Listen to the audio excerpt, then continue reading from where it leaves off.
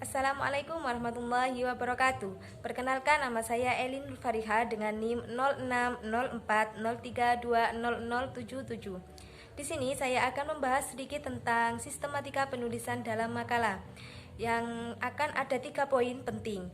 Yang pertama adalah bagian awal, yang mana di sini berisi tentang pendahuluan, kemudian bagian inti yang berisi tentang pembahasan, dan bagian akhir yang berisi tentang penutup dan kesimpulan.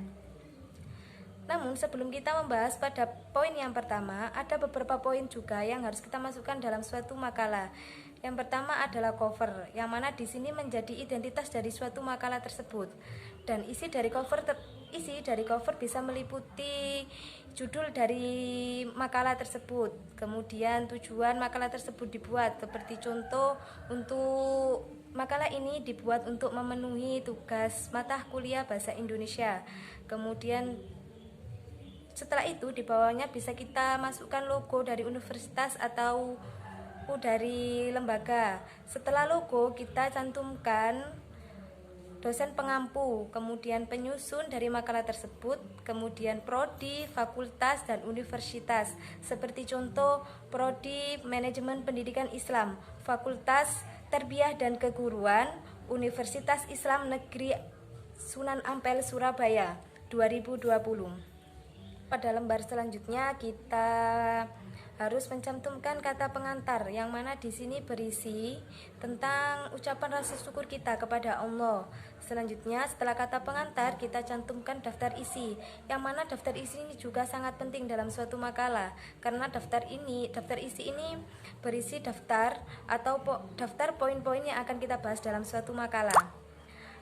Dan bisa kita lihat contohnya bisa seperti ini. Kita masuk pada bagian awal atau bagian utama, yang mana di sini berisi tentang bab 1 atau pembahasan.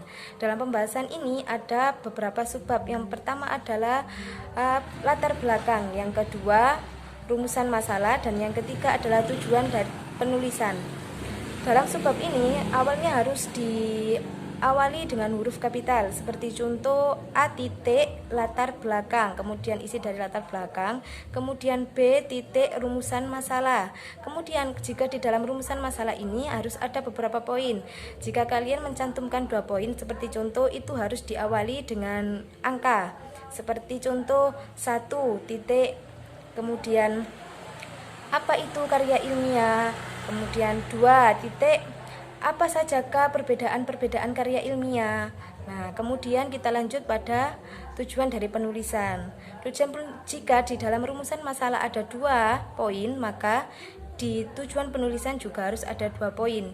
Yang mana di sini seperti contoh, 1 titik menjelaskan pengertian dari karya ilmiah, kemudian 2 titik menjelaskan perbedaan-perbedaan karya ilmiah.